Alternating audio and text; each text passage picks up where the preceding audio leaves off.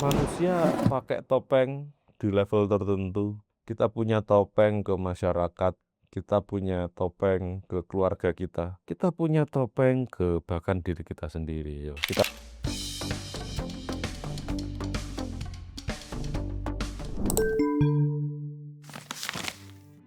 Pertanyaan nomor 2. Mbah, aku pernah baca ada seksi number atau round number. Maksudnya pripun? Nyam nyam nyam nyam nyam nyam. Seksi number bagiku kalau kalian punya rekening di atas 10 miliar ku bagi wanita itu lumayan seksi. Oke. Konteksnya di sini ku di teknikal ya. Round number ini menurut pendapatku, menurut yang masuk di otakku, iku angka bulat besar-besar gitu. Ya kalau contoh di gold gitu, round number itu 3.000, 3.500, 4.000, 4.500, 5.000 gitu. Nah, angka-angka itu kan round kan, kelihatan nggak acak gitu loh teman-teman. Nah, sering dianggap sebagai support dan resisten. Ada logika yang sedikit masuk sih. Apa? Yang pertama, banyak manusia banyak manusia yang melirik angka-angka itu. Nah, kalau angka-angka yang lain itu kan kelihatan random kan. Nah, angka itu kelihatan satisfying gitu. Jadi secara psikologi banyak orang-orang yang mengambil keputusan di situ, entah buy atau sell ya, dan target tentu. So somehow level-level round number bisa saja works sebagai SR. Nah, ada lagi yang menurutku seksi numbers yang lain. Contoh, ini khusus di komoditas ya, gold, oil juga sama. Nah, seksi number bagiku ya, kalian bisa browsing di internet. Rata-rata tambang emas di seluruh dunia itu untuk mengeluarkan emas dari perut bumi keluar biaya produksinya berapa sih? Bagiku itu seksi number. Logis kan? Kalau di chart kan bisa jadi titik support kan. Logikanya kan ya masa sih gold akan mencapai harga di bawah harga produksi tambang? Iya kan? Tuh, gold ya. Kalian bisa riset oil berapa sih per barelnya ngono untuk keluarin oil dari perut bumi. Lalu silver juga gitu. Itu bagiku support, real support bagiku. Oke, pertanyaan ketiga. Cek, seruput kopi dulu.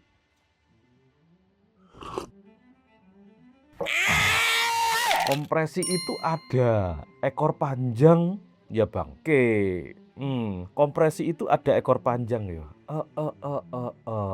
Bisa jadi, nggak salah dirimu. Bisa jadi, cuman nggak selalu. Apa maksudnya?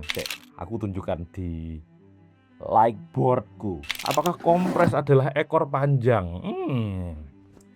Oke, teknikal sekarang. Ini aku cari jawab. Nah, contoh, ini ada candle drop, di sini ada base, ada drop, lalu di sini ada candle, gitu. Ini. Candle ini shadownya nyepaik sampai sini, terus lalu close di sini, lalu drop lagi. Apakah ini termasuk kompresi? Bisa jadi. Apalagi ini spike lagi ke sini gitu ya. Nah, ini ya, kompresi atau tidaknya sebenarnya tidak ditentukan oleh candle dengan shadow panjang, enggak. Cuman kenapa ini bisa jadi? Gini, kita belajar dulu coba konsep compression. Compression kan kita lihat di sini ada flag, ada pengkolan. Pengkolan kayak gini loh teman-teman. Nah, cuman kan enggak semulus ini kan nanti. Akan ada lenggok-lenggoknya kayak gini. Ini kan flag, oke? Ini ada bahu kirinya, fine. Ini ujungnya bahu kiri, sekitar situ. Di sini juga akan ada lagi. Terus, kalau pengkolan bahu kiri ini diteken oleh ini dan membentuk flag lagi, ngambil bahu kiri lagi, dia drop lagi, bahu kiri saling taking, itu namanya kompresi. Meskipun nanti untuk penggambaran, maksudnya teori singkat ya compression itu kayak gini ya. Dari sini sampai sini gitu. Cuman yang terjadi di dalamnya ya sebenarnya Ini ada bau kiri diambil sama yang ini, di sini ada bau kiri diambil sama yang ini, di sini ada bau kiri diambil sama yang ini. Di take, di touch gitu. Di touch. Nah, dalam konteks candlestick ya. Di sini bayangkan ini drop base drop kan. Oke. Dan ini ada bau kirinya. Oke. Lalu shadow ini itu ngetek kan bau kiri. Apakah itu kompresi? Yes, itu compression. Itu compression. Meskipun nggak selalu, cuman bisa jadi. Nah, kompresi ini apa fungsinya di market apa? Compression ditarik kayak gini. Terus, kalau kalian lihat kayak gini, ini adalah benteng. Dalam kasus ini, supply dan demand, ini adalah supply. Ini ya, teman-teman, bisa membendung harga. Biasanya orang-orang di sini mereka cari sell atau buy di sini dan cari reaksi. Jika sebuah compression itu di broken, pip bagian ini nih, kompresi terakhir, pengkolan kompresi terakhir di broken, hampir sering langsung lunyur. Coba kalian perhatikan compression. Jika kompresi sudah finish, itu biasanya ada gerakan kuat ke atas atau ke bawah. Terus, that's it. Bisa membatasi kalau ujung kompresi, flag terakhir dari kompresi ini di broken, itu adalah reaksi ke arah yang berlawanan dari CP itu. That's it.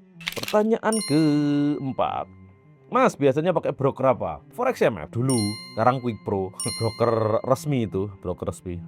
Kalian bisa cek gitu, di situ saya resmi juga. Broker resmi yang spread goldnya itu tipis di akun gold loh ya. Kalau kalian buka akun Quick Pro, itu pilih akun yang gold. Well, aku seneng gold. Kenapa aku seneng gold? Karena biasa mungkin ya, volatilitasnya asik bagiku. Ya broker resmi Indonesia yang tipis, standar lokal ya, standar Indonesia lumayan tipis itu. Apa rata-rata itu satu pip swear, spreadnya satu pip, 1,5 pip. Ya kalau gerak ya bisa bervariasi sih, cuman lumayan tipis. Ini cek di link. Mbah, apakah pernah loss? Oke, pertanyaan bagus. Pertanyaan ke-5. Apakah pernah loss? Makanan sehari-hari loss. Hampir tiap saat ketika trading, aku harus bersiap loss. Mempersiapkan lossku berapa risknya. Nah, maksudnya loss ini apa nih? Apakah pernah loss ketika trading lalu stop loss atau cut loss itu? Trading memang kayak gitu. Hampir pasti ada itu SL itu. Aku aja akurasiku 25-30%. Akurasiku ya. Artinya 75-66% itu loss. Aku. Cuman ketolong karena risk to reward. Lihat aja pas live streaming, aku banyak SL. Nah, kalau pernah tolong ceritakan Mbah, supaya orang tahu kalau master trading juga pernah loss. Maksudnya master trading itu apa? Orang yang bisa nge-trade atau orang yang menghasilkan duit di situ apa? Nah gini ya, nggak ada trader paling kaya, paling ngasilin duit, atau bahkan investor pun nggak ada yang tidak pernah loss di karir mereka. Hampir pasti mereka mengalami itu, hampir pasti. Kalau tanya apakah pernah loss, itu sama saja kayak tanya contoh dirimu sales mobil gitu ya, nawarin ke orang, apakah pernah ditolak Pak? Ya hampir pernah dong, hampir pasti pernah, ya pasti. Bahkan kalau kalian sales apa gitu ya, penolakan adalah makanan sehari-hari. Pelajaran awal mental seorang sales itu kan bagaimana menghandle penolakan kan. Nah, bukankah di trading seharusnya kurang lebih Ada yang kayak gitu. Bagaimana kita menghandle loss? Kalau ngomongin profit, penak Pak. Semua bisa, hampir semua bisa menikmati profit. Cuman bagaimana cara loss? How to loss? Penting loh teman-teman. Oke, kita terima lossnya. Dan seharusnya lossnya itu terukur, ya kan? Lossku sing bener-bener MC gitu ya. Loss ada 2 skenario loss, jarah loss yang aku bener-bener ingat. Yang pertama di akun standar, itu aku bener-bener MC income 3 bulan itu di awal, margin call income 3 bulan ya, nggak sampai berdarah-darah, nggak, cuman setelah aku loss itu jebret penghasilan 3 bulan lalu loss itu 2 tahun aku nggak deposit karena ketakutan itu waduh ngeri.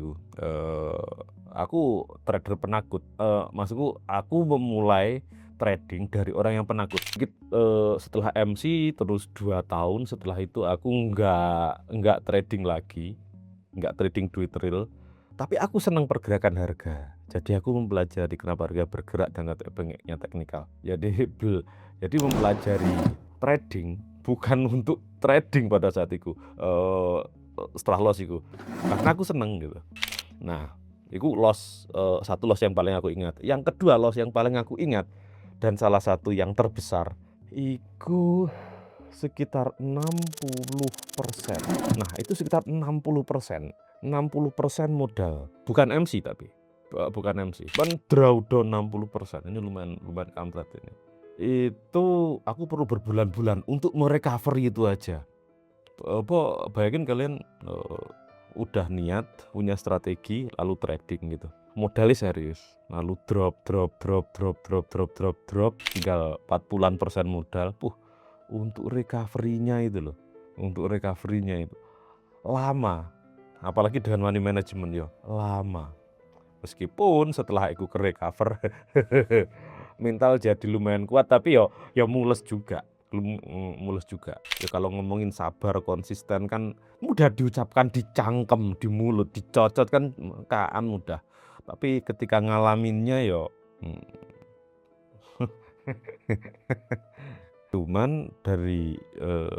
cuman poinnya aku nggak sampai berdarah-darah.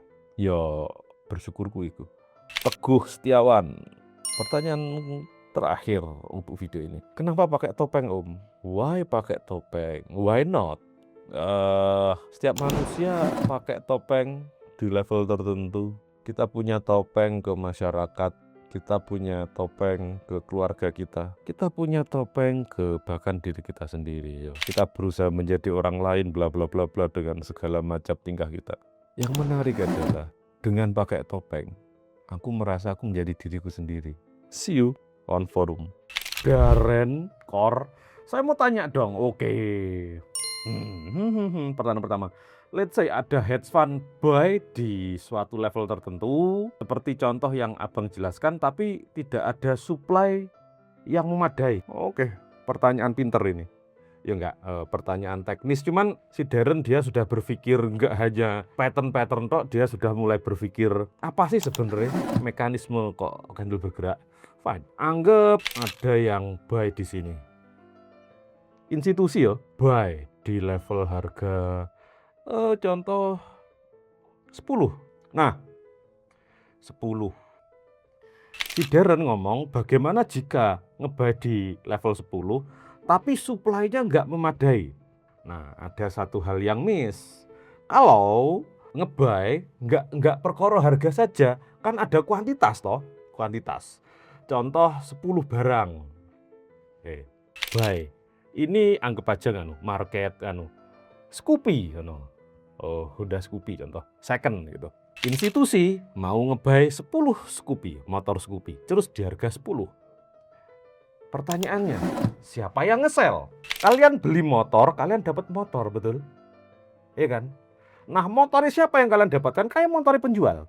Pertanyaannya, bagaimana jika seller itu di sini, di level ini, seller hanya tersedia 3 barang contoh di harga 10 juta. Institusi ngebuy 10 motor. Di harga 10 juta hanya ada 3 barang. Apa yang terjadi? serut. Ini kefil yang 3. Ini hangus. Berarti yang kefil hanya 3, betul? Yang kalian dapetin hanya 3. 3 motor. Udah nggak ada barang lagi di harga 10 juta. Adanya di harga 11 juta contoh. Contoh di sini 11 juta. Di sini tersedia barang anggap 7.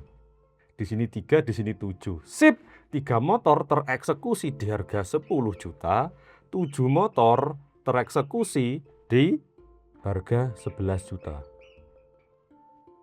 Lalu kita kalikan kan, 3 kali 10, 30. 7 kali 11, 77. Di total 10, 7. Sip. Waktu IT ngebuy 10 motor kan di harga 10 jutaan kan. Cuman karena nggak ada supply, kena slippage teman-teman. Slippage. Unik ini, si Darren tanya juga bagaimana kalau ngebuy tapi nggak ada supply. Kalau ngebuy nggak ada supply sama sekali, ya nggak ada marketnya toh. Loh. Bener, kalau kalian mau ngebuy, beli. Lalu nggak ada yang jual, no seller. Nggak ada yang jual tapi kalian mau beli, ya nggak ada harganya.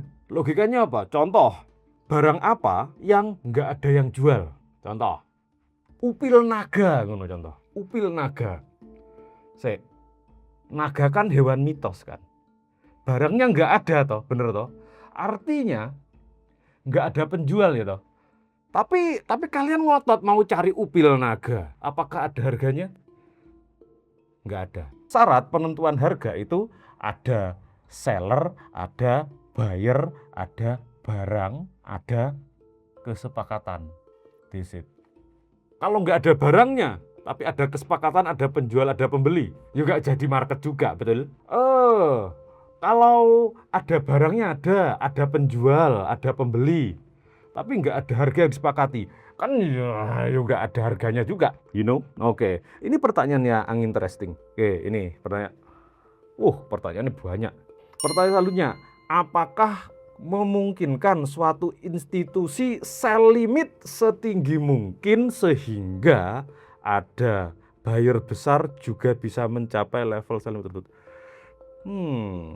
Pertanyaan, apakah memungkinkan suatu institusi? Bisa, setinggi mungkin bisa. Dirimu contoh, sell limit di gold di harga 100.000. Bisa sell limit. Bisa sell limit 100.000, 10 lot gitu, bisa. Pertanyaannya kan ya nggak tereksekusi, betul? Kan ya nggak tereksekusi. Siapa yang mau beli di sono, ya kan? Pertanyaan terakhir dari Darren Core. Kemudian ketika mungkin itu terjadi, siapa yang bayar profit pergerakan? Oke. Siapa yang bayar profit? Oke, siapa yang membayar profit kita ketika kita untung? Ini logika market ya, logikane. Kalau kalian beli motor Scoopy di harga 10 juta, kalian beli kan, buy, terus buy. Kalau 50 tahun kemudian motor itu tidak kejual-jual, stop loss dong, 7 gudang dong. Oke, kalian jual di harga 7 juta. Kan planning kan. Lalu kalian mau take profit, mau jual itu motor Scoopy di harga 13 juta contoh. Dan ternyata ada yang beli. Ceduk, kena TP. Untung 3 juta. Pertanyaannya, siapa yang bayar profitmu ini? Ya, pembeli. Ya, pembeli yang membeli barangmu ini tadi. Di level ini, likuiditas yang ada di sini. Paham? Jadi, simpel gini, profitmu itu dibayar oleh lawan transaksi di waktu yang berbeda. Oke. Pertanyaannya kok paragraf kok. Jawabannya ya kok buku.